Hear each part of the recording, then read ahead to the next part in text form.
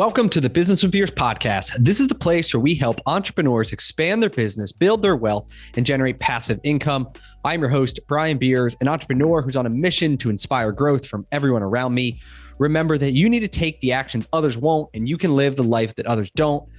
Please be sure to check out my weekly newsletter that now drops every Thursday. It includes one quote, one tweet, one podcast recommendation, plus some business and investing insight from me. It's short and it's sweet. My goal is to provide you with just a couple gold nuggets to help inspire your growth. Go to brianbeers.com to subscribe. Hello, everyone. I'm excited today to bring you Jay Scott. Jay is an entrepreneur, a real estate investor, and the best-selling author of multiple real estate books that have sold over 300,000 copies. His latest book is Real Estate by the Numbers, a complete guide to deal analysis. Welcome to the show, Jay.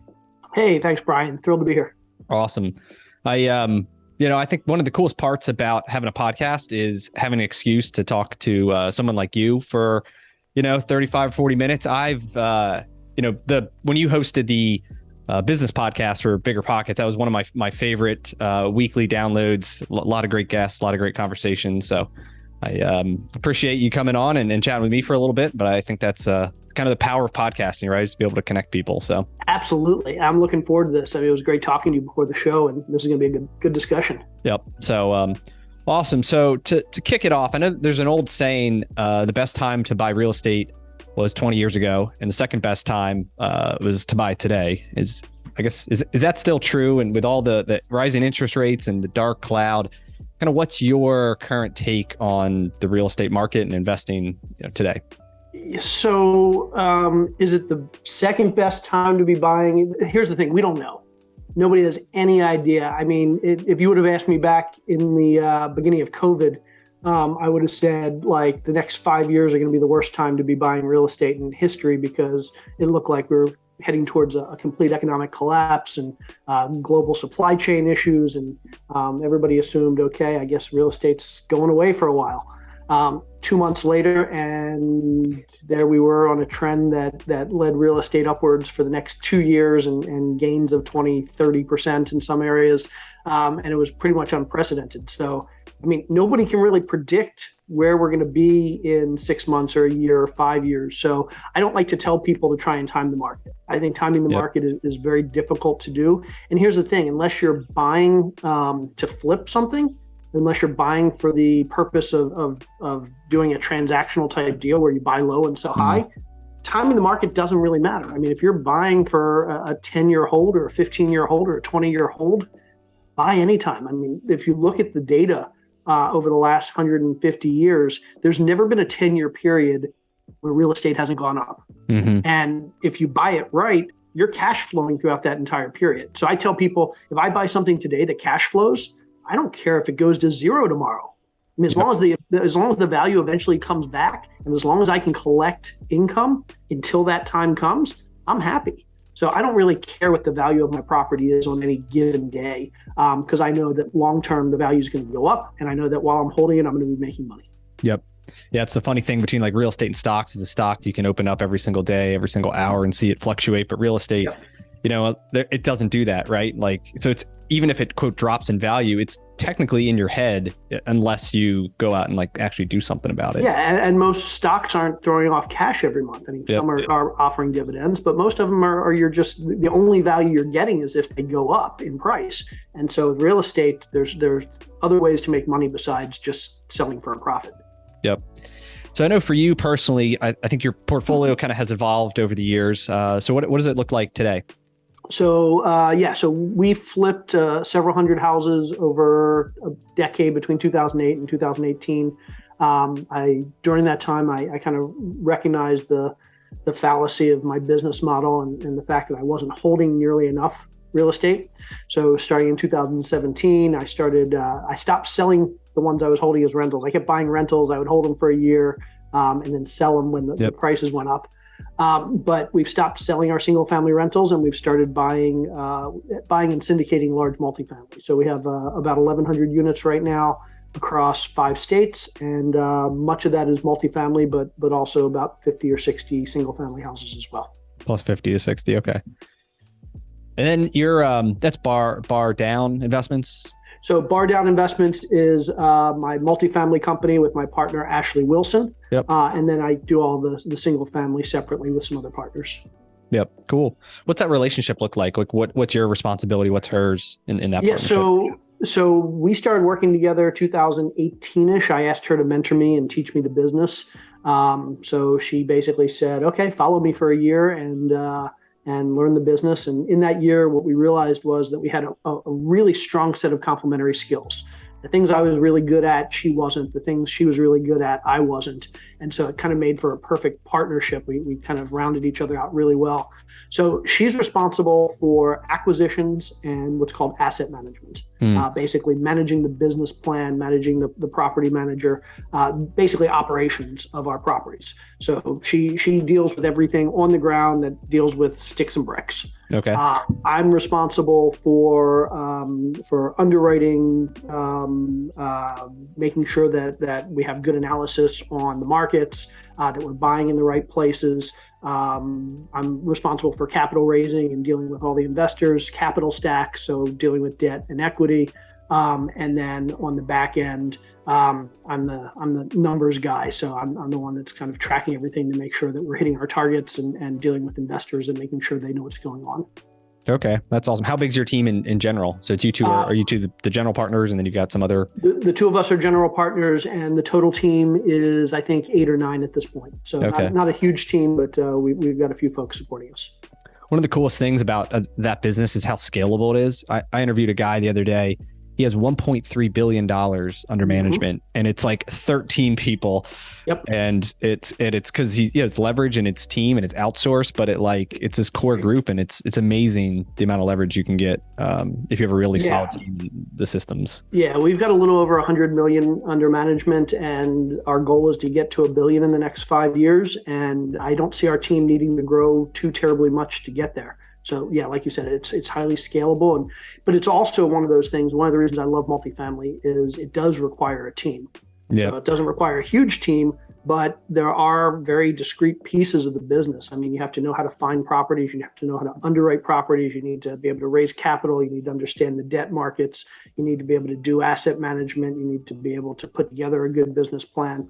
And each of these things is kind of a set of expertise that stands on its own. And there's no way anybody's going to be good enough to do all of those things, or at least not good enough to manage a 10 or 20 or $50 million asset.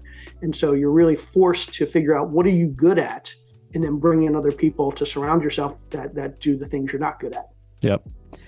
So that leads to the next question. So you're the deal analysis guy. So it makes total sense. You write the book on deal analysis. So I guess talk to me in terms of what's your process? You get a lead from Ashley or whoever of a potential acquisition, and kind of walk me through at a high level, low level, whatever you want, of what are you kind of looking for? What are the big red flags? How do you determine if it's a good deal or not?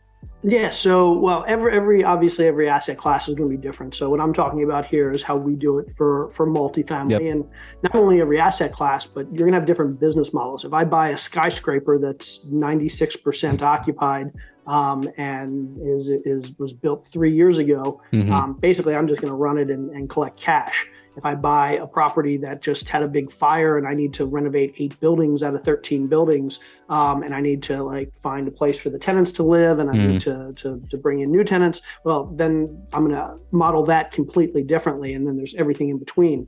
So we typically buy stuff that is what's referred to as value add. So it's multifamily apartment complexes that has some points of distress. And it might be physical distress, it might be poor management, it might be a combination of the two.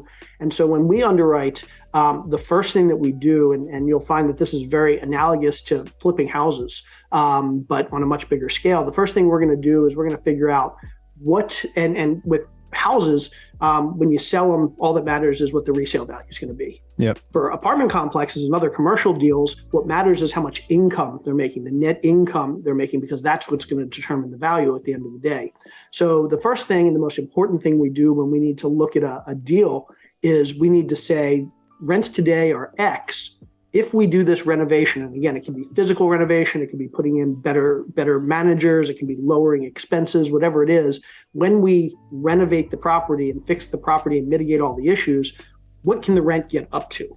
So for example, maybe rents today are $1,200 a month on average. Maybe we can get them to $1,400 a month on average. That $200 per month in additional income, after you subtract out maybe some additional expenses, is going to translate to a higher value for that property. So the first thing we need to do is figure out what's the income bump that we can get.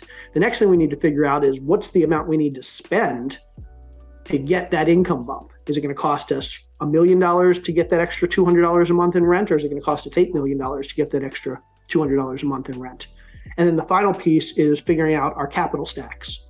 So figuring out where we're going to get our debt from. Are we going to go with a bank and get a bridge loan, which is kind of a short-term loan? Are we going to go to a Fannie Mae or Freddie Mac and get a 10-year long-term fixed rate loan? And then that might cover 60, 70% of the total cost of the project. We still have the other 30, 35, 40%, which we're going to have to raise equity. We're going to have to bring in investors, or we're going to have to put in our own cash, and that's going to cost money as well. And so figuring out what's the debt going to cost us, what's the equity, what are the passive investors going to cost us, and then putting all three of those things together, the rent bumps, the cost of getting those rent bumps, and then the cost of our capital, we kind of put that into an underwriting model, and it spits out how profitable the deal is. Okay. What do you see as, in terms of when you do these renovations, what are the ones that you like get the most bang for your buck? Is it the kitchens? Is it the flooring, painting, like the bathrooms? Yeah, it really depends. There's no one size fits all when it comes to what you renovate. Yep. I will say that the thing that a lot of people in this business underestimate is how far better management can go. So a lot of times we'll come in and what we'll realize is that management's doing a poor job of doing maintenance. They're doing a poor job of bringing in or attracting new tenants. Maybe they're doing a poor job of vetting those tenants, and their screening process is poor. And so you get tenants in there who end up not paying. You have to evict them. You have to do write-offs for the loss in rent. And so management actually goes a long way. And so having a great property management team is kind of number one priority for us.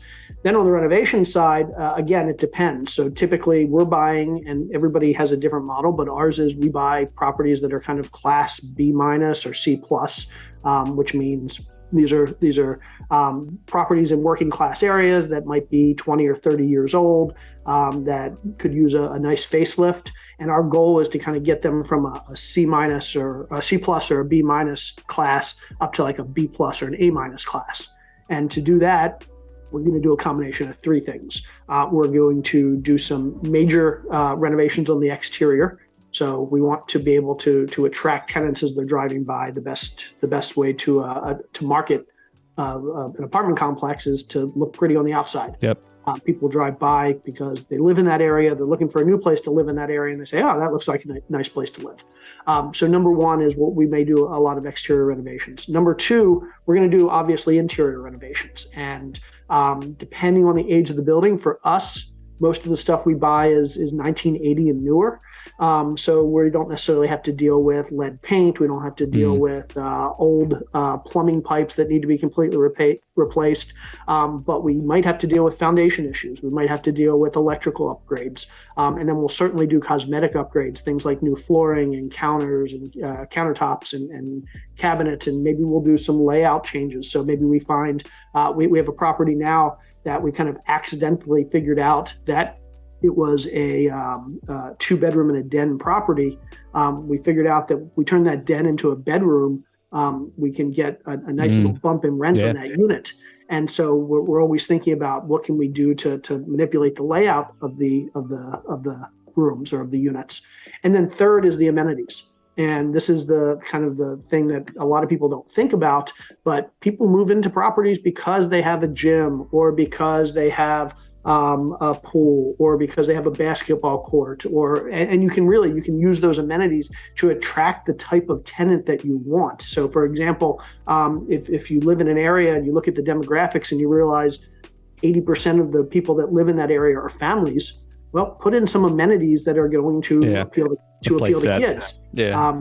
Because you want to have the broadest appeal to buyers or renters as possible. And so it basically boils down to exterior, interior, and amenities. Yep. Great. What's your take on people, investing directly into real estate, doing themselves, or they go kind of this LP route, maybe through a accredited investor, because there's two completely different, ways to go. And what's kind of your take on how you advise people on that? So, I mean, I look at it as there's really no comparison. You either are looking for a job.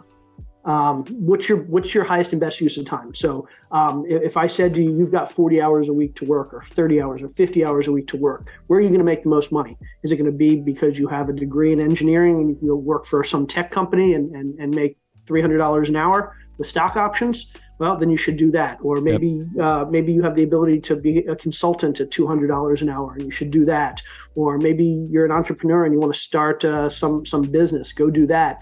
Or maybe you're really good at real estate and you love real estate, so you go and become an operator for multifamily deals like this. So the question isn't, do you invest passively or actively? It's the question, where's the best use of your time for your active efforts? And maybe that's real estate, maybe that's working a W-2 job, maybe that's a consultant, maybe that's a business owner, and compare being a real estate investor to all those other active options. Then on the other side, you have to think, okay, once I start making money from whatever I'm doing with my 40 or 50 hours a week, where am I going to invest that money? Yep. And so maybe that's going to be in LP, as an LP in syndications or other real estate deals. Maybe that's going to be the stock market. Maybe that's going to be angel investing. Maybe that's going to be bonds, whatever you want. And so you need to figure out what you're going to be doing on the active side. Maybe it's real estate, maybe not. And then what are you going to be doing on the passive side? And again, maybe real estate or maybe not. Not, do I want to be a passive investor or an active investor? That's kind of the wrong way to be thinking about it from my perspective. Yeah.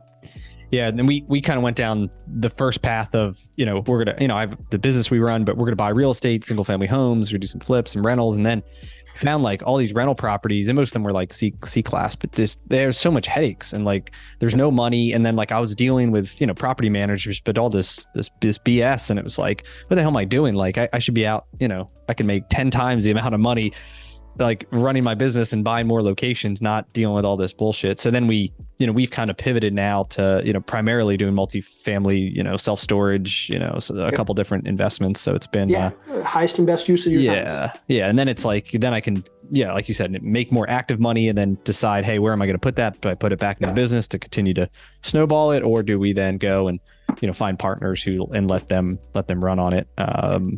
So that's, I think that's key though, is really determining, like you said, that how much time do you want to put, how much risk do you want to have, and then how quickly you're getting your money back. Like there's all these factors to kind of look at. But how do you determine? I mean, so you an LP with other groups? I am. So I actually got into multifamily because I was looking for a place to invest my own capital. Okay. So, and I'm a control freak. I don't like handing over my money to other people. So I use my multifamily investments kind of as a vehicle for my own passive investments. So Ashley and I and our third partner, we invest a lot of money, a lot of our own cash in our own deals. That said, I also like to diversify. I like to be in other asset classes outside of multifamily. I like to be in other areas outside of the states that we invest in. I like to be in other niches outside of value add. So I do invest in other people's syndications and deals to give me that diversification. Okay. And what process do you go through to underwrite the operator? Because that's the key, right? It's the jockey is like the most important thing. What do you look at? Literally the most important thing. And a lot of times, and I invest in real estate. I'm an angel investor. I invest in businesses. I invest in a lot of different asset classes.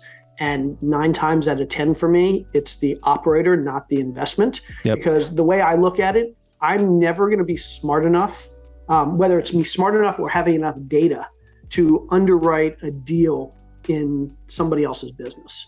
Like if somebody came to me and wanted to invest in one of my deals and said, hey, will you walk me through the underwriting?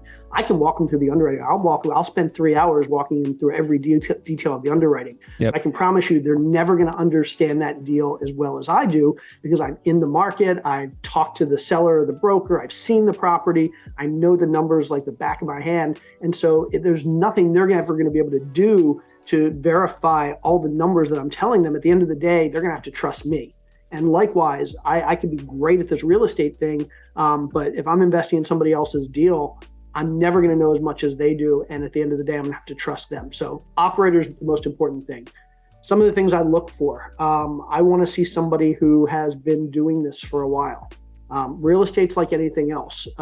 You learn by making mistakes. You learn through experience. And a lot of people have made a lot of money in real estate the last few years. But I like to say a monkey could have made a lot of money in real estate the last few concern, years.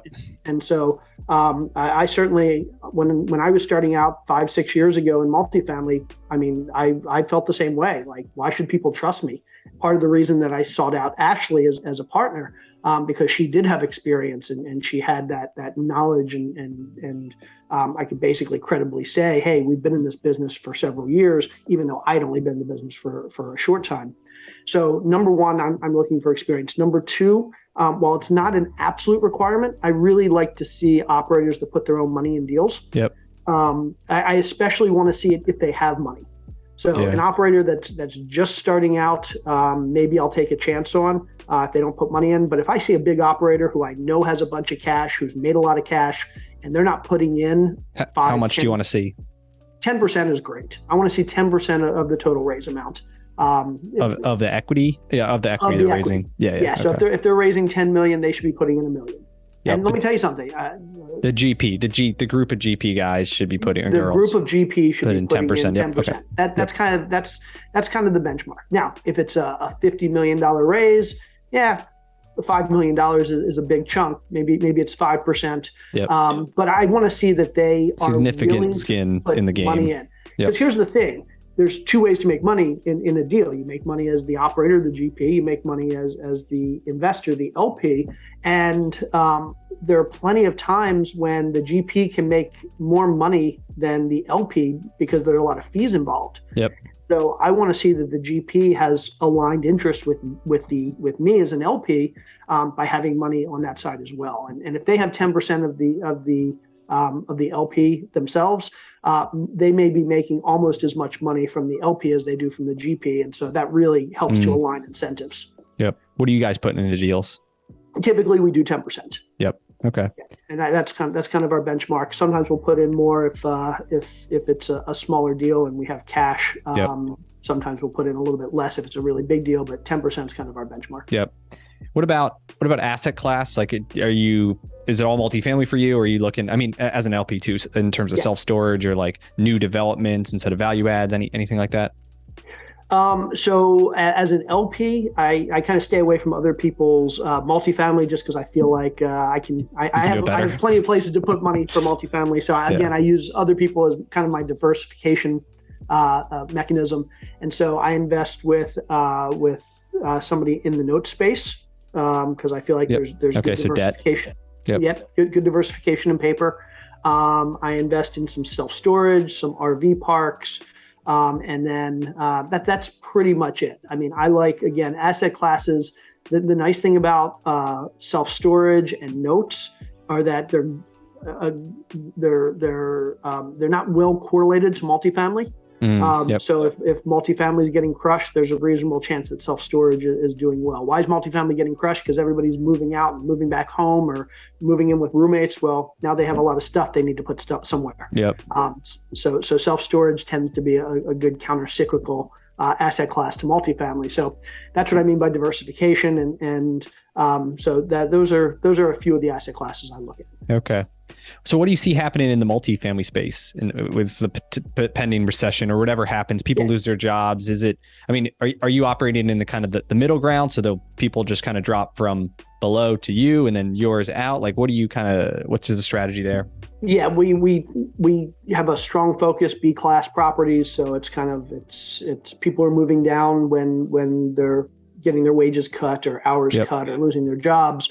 But we're not at the lowest class where people are probably struggling the most, the C class, the D class. We're kind of that strong working class buildings that we think are most recession resistant. But I'll be honest, multifamily, I think, has a few good years of run up left. Certainly interest rates are hurting us right now. Cap rates are going up a little bit. Interest rates are going up. So it's harder to find deals that work. But the nice thing is when we see inflation, and that's what's kind of driving all of the bad stuff that's going on in the economy, the Fed raising interest rates, the big impact inflation has in the multifamily market is it drives rents up. Yep. Also drives expenses up, also drives cap rates up and interest rates up. It does all those things. Yep. So it all moves kind of together. Yep. But here's the thing. Imagine 3 years from now when inflation's under control, we're past the recession. What's going to happen? Interest rates are going to come down. Yep. And expenses are going to come down. And cap rates are going to come down. But rent's not. Rents are the one thing that aren't going to come down. So inflation actually helps multifamily over 2 or 3 or 5 years, even if it might hurt multifamily like a year or two out. Yeah. And typically when we buy, our time horizon's 3, 5, 7 years. So I really like multifamily buying now for a 3 or 5 year exit. Yeah. Do you see it ever becoming a problem to raise rents? Like it seems like everyone's plan is just you raise. At a certain point, absolutely, it becomes like how much higher can it go without like totally breaking the system? I don't like as housing, like, I don't know. What do you think about that? Yeah, 100%. And I think we're getting there. We've seen in our main market, Houston, over the last 2 months, it's like 2 months of non-rent growth, which is crazy given that we've seen like 3, 4, 5, 7% rent growth over the last couple of years. We've had 2 months of non-rent growth. Doesn't surprise me.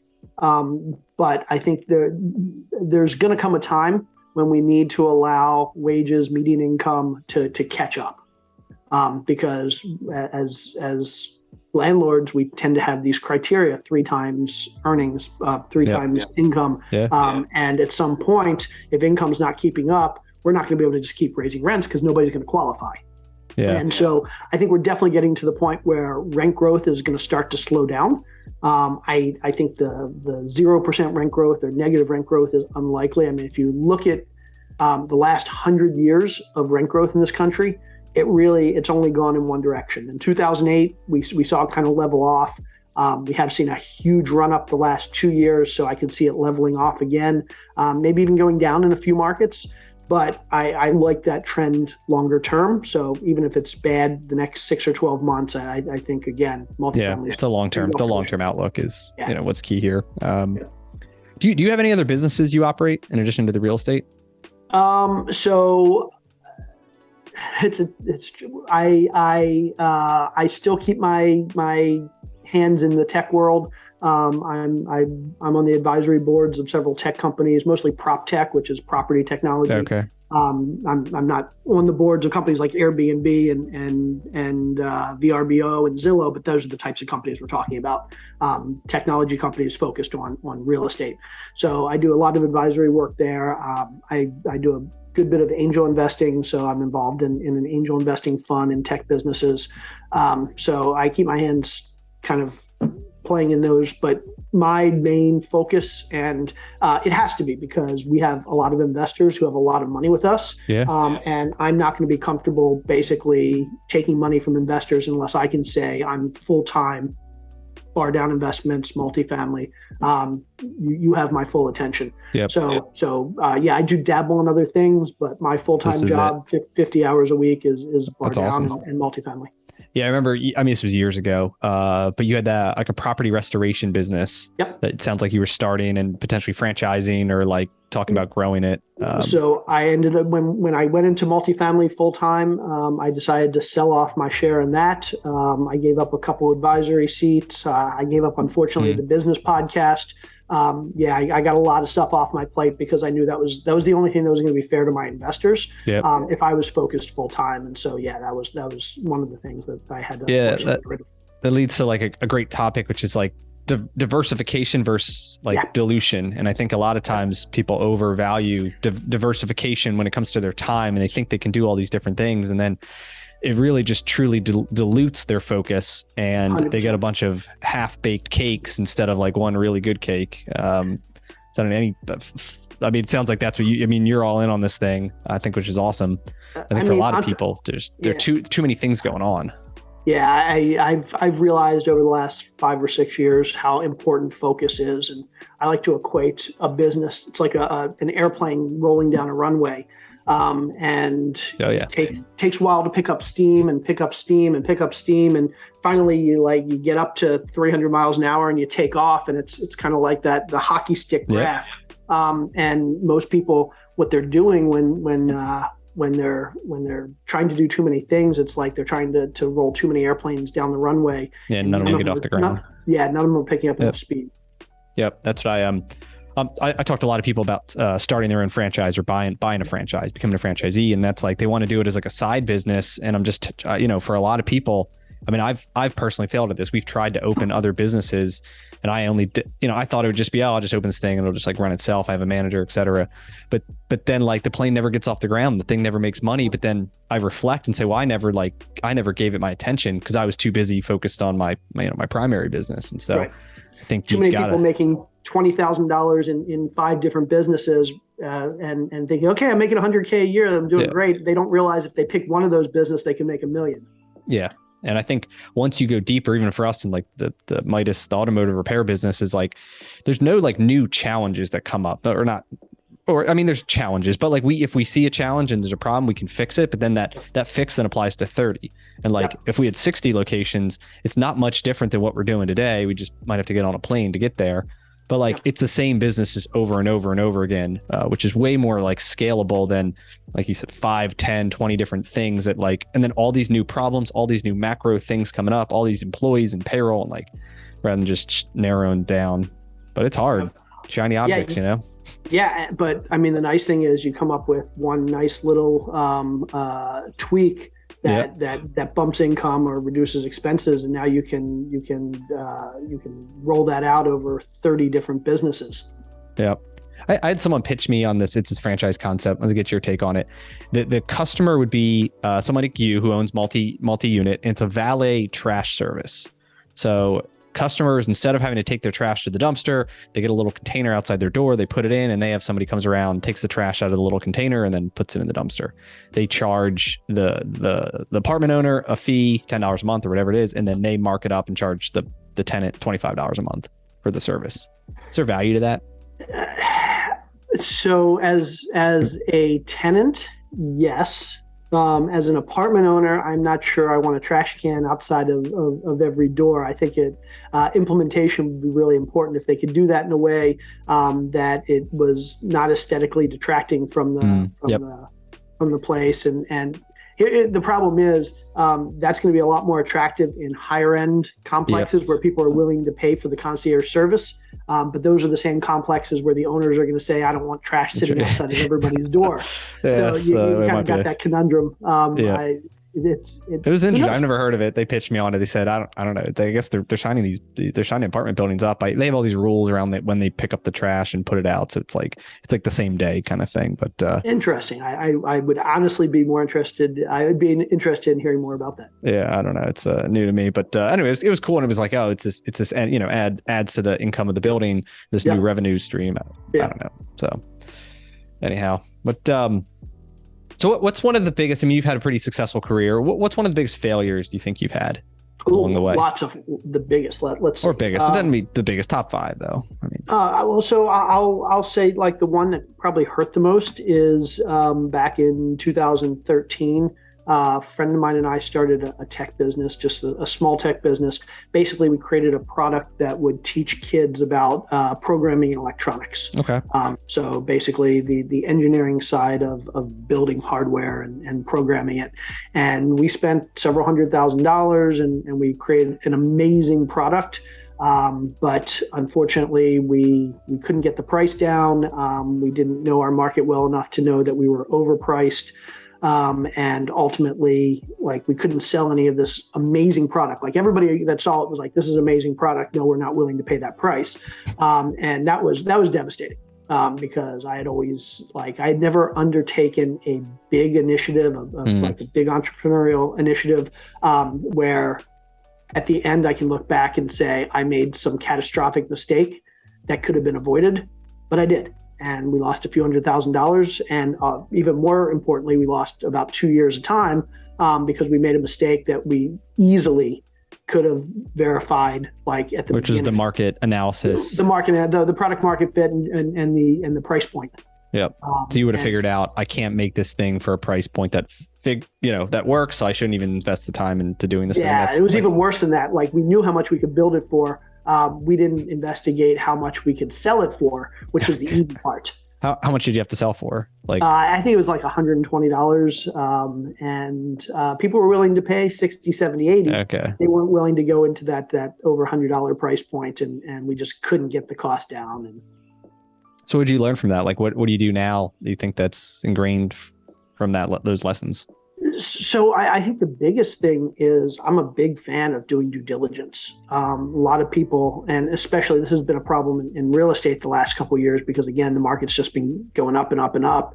I think a lot of people are starting to get lax on their due diligence, and whether they consciously realize it or not, they expect the market to save them if they make any mistakes. And it was just a really good reminder to me that there are certain things that the market can't save you from. And even if it could, there are a lot of times the market's not going to save you. And so you really need to do your due diligence. And I think for us, it wasn't so much that we didn't want to do our due diligence. I think my partner and I kind of both knew that this was a big risk, and neither of us wanted to hear that it wasn't going to work. So we didn't investigate further.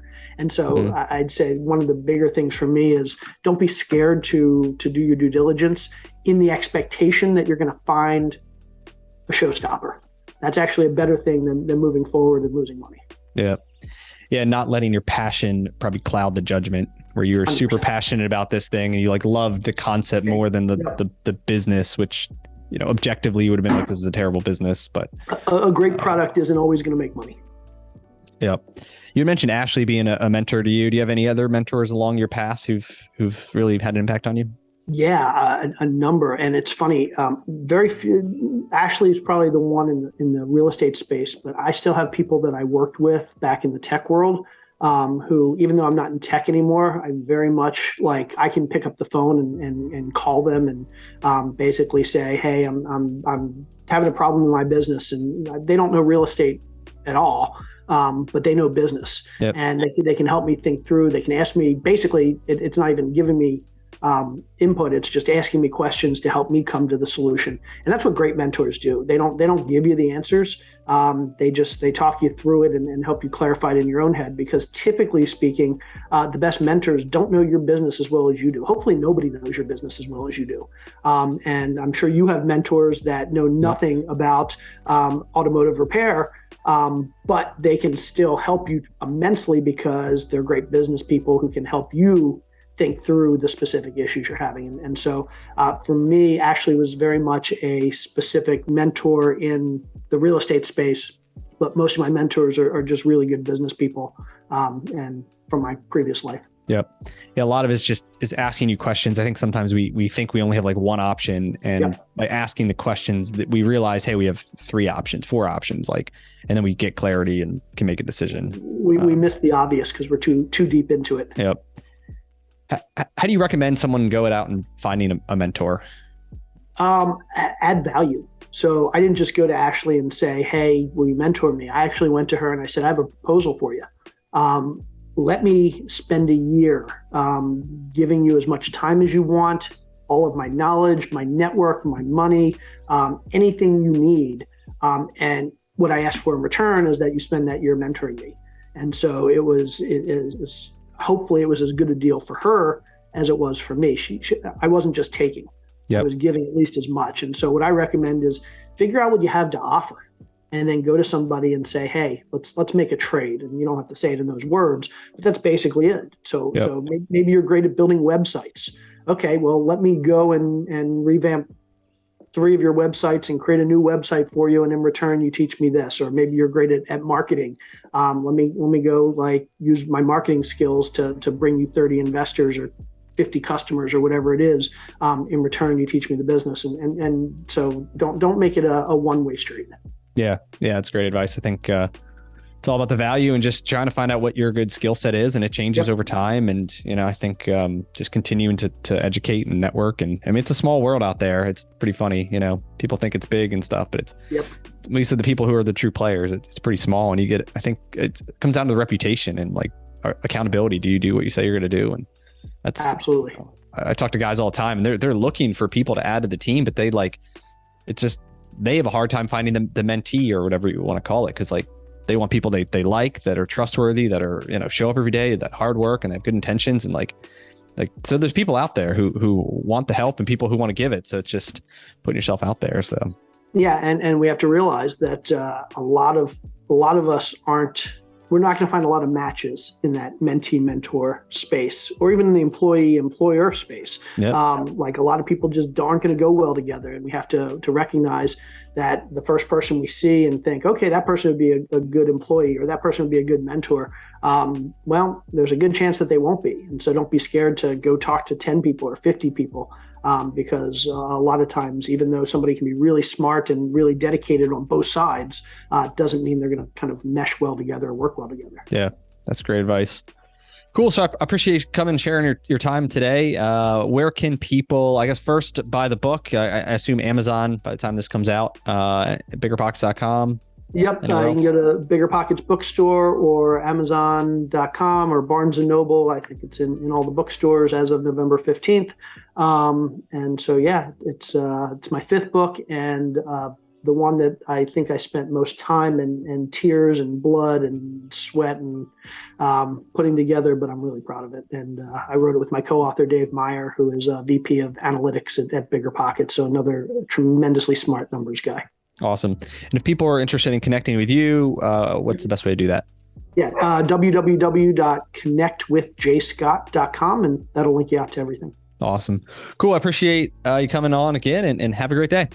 Awesome. Thanks, Brian. That's all we got for this episode with the Business with Beers podcast. One thing that would really help both us and other new potential listeners is to rate the show and leave a comment in iTunes, Stitcher, wherever you listen.